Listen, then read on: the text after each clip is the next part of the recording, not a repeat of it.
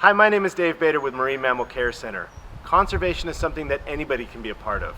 Here's another conservationist that's working to make the world a better place.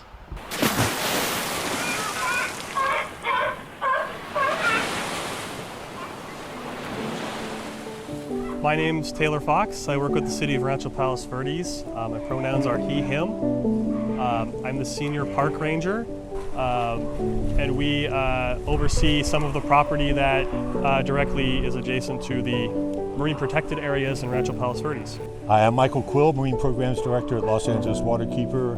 One of the programs I oversee there is the MPA Watch Boat-Based Survey Program, and I'm also the co-chair of the LA-MPA Collaborative. I personally got into this line of work by accident. I got a job with the Open Space Management Division in Rancho Palos Verdes City, and I was primarily doing maintenance-related tasks at our beach type property areas. And as the years went by, I became more and more interested in what I was seeing around me in our nature reserve, in our marine protected area. So I worked with our land conservancy, the Palos Verdes Peninsula Land Conservancy, as well as the Los Serenos docents that operate out of our interpretive center. And I became inspired by working with those two conservation groups. How did I get into this work?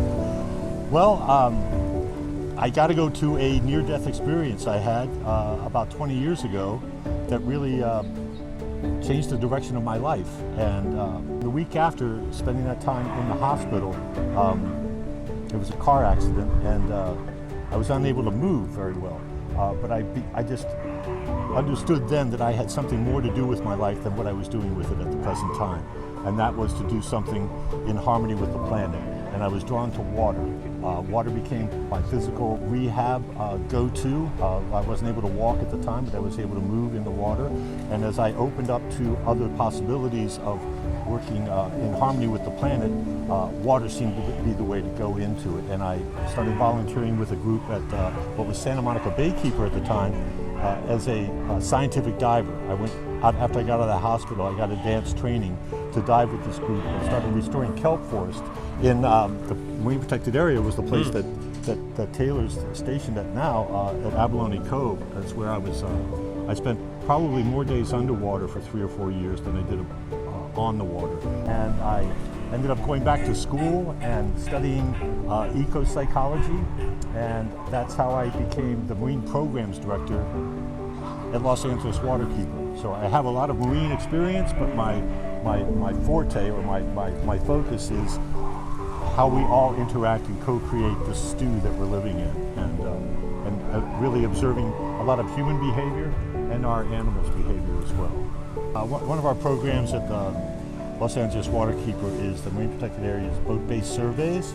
That is an activity that involves volunteers out on the water documenting activity. I had some rangers out on the boat as well to get an ocean view of the on-land activities. And we document all boating and fishing activities onshore and on the water. And we also communicate that activity to enforcement onshore. In addition to that, it serves as a vehicle to connect volunteers with the ocean and with nature and with our sea lions while they're out on the water. I also work with the Marine Protected Area Collaborative Network.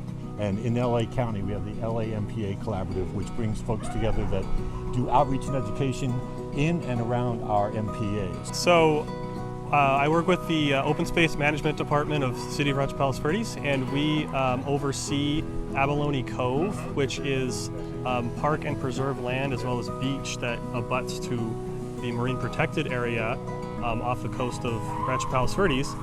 So our department patrols the beaches, helps to educate guests about marine protected areas, as well as any of our land animals as well in the nature preserve.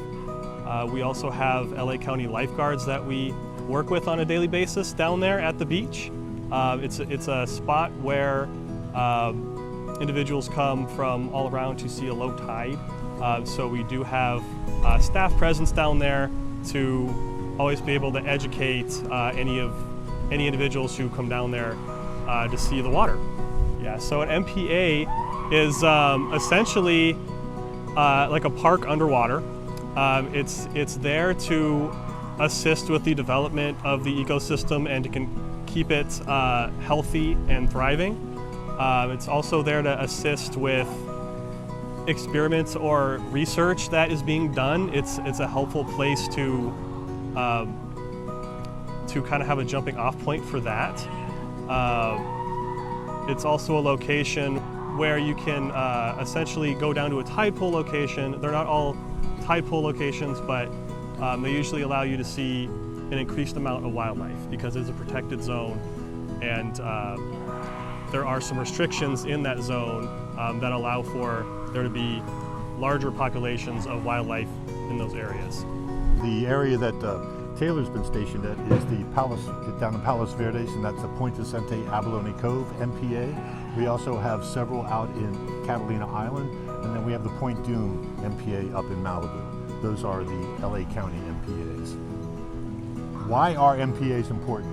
Well, marine protected areas are important because humans don't seem to be able to work in harmony with nature unless they're forced to. So we set aside these marine protected areas to basically force humans to interact with nature in a compatible way. And that can be by visiting nature, being out in nature, and learning what to consume and what not to consume. And that's why they're restricted. Those consumptive activities are restricted in marine protected areas. So in marine protected areas, in some cases, you may not be able to line fish or spearfish. Some of them, there's no take whatsoever. So it's really key to do your research beforehand, as they are all different in terms of what you can do there. As a child growing up, maybe I was just a cheapskate or whatever, or I just was concerned about what was being destroyed around me. I wanted to conserve what we had and divvy it out and not like consume it all at one time. I even saved my candies, not as well as some of my sibling, but you know.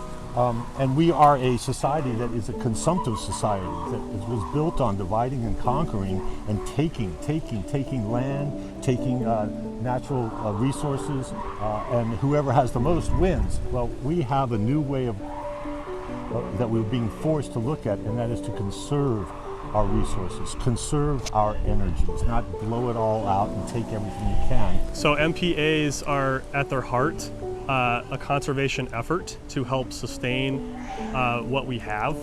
As Michael kind of touched on, we've gotten to a point where we are over harvesting and using everything to the bitter end. So there's a new idea that's taking root. We're trying to conserve our natural resources, and MPAs, marine protected areas, are a step on that goal to conserve a resource, the natural resources on the planet.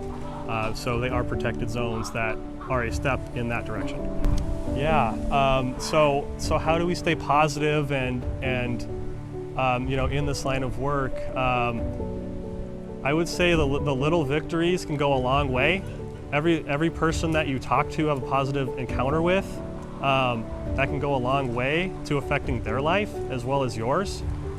So doing your best to have the best attitude that you can, realizing that you can't affect everything in the world, but you can do the best that you can, and taking all those little victories that you can pile up each day, and creating those relationships with other individuals, so that you can kind of band together and do something bigger than yourself. That's kind of how I've looked at it, and it helps you moving forward to go in the right direction that we're all trying to strive for. Well, I will say I feel like I'm constantly motivated, maybe frustrated, but motivated to find another angle to come at this dilemma we're faced with. And just seeing, I'm reminded of a friend of mine that works with previously incarcerated youth, and working with those youth, and some of them are a little bit older. He talked about a barge, how a barge turns very slight little turns that just very, not even noticeable sometimes, but the turn is being made. So any little turn, like Taylor was saying, any little bump towards something positive is something we need to capitalize. And a lot of that I get working with underserved youth who have been excluded from education, from healthcare, from the flow of the American way. When those recognitions are made, that connection with nature is made. That's a little turn for me that I see that's stirring the consciousness of the broader community. How can people get more involved in MPAs or get involved in what's going on in MPAs? Well, there are a lot of websites out there that have great listings. MPAwatch.org is a simple one. It has everyone that does MPA watch up and down the coast listed in there with contact numbers and emails as well, and CaliforniaMarineProtectedAreas.org. In addition to that, I will say that collaboratives put out information at fuel docks, bait and tackle shops. So if you're in and around a bait and tackle shop or at a fuel dock at one of our harbors, possibly and probably you're going to find, at least in LA County, maps of our MPAs and information about our MPAs. Sometimes the best people to go to are the fishermen who may hopefully know about the regulations or where to get them. Our website, rpvca.gov, can help you learn a little bit more about Abalone Cove, MPA, as well as Point Vicente. And we also have volunteer events that the city and Land Conservancy will put on. Most of them are in coastal zones. We do beach cleanups as well. So that's a little bit of how you can sign up and learn more through Rancho Palos Verdes City.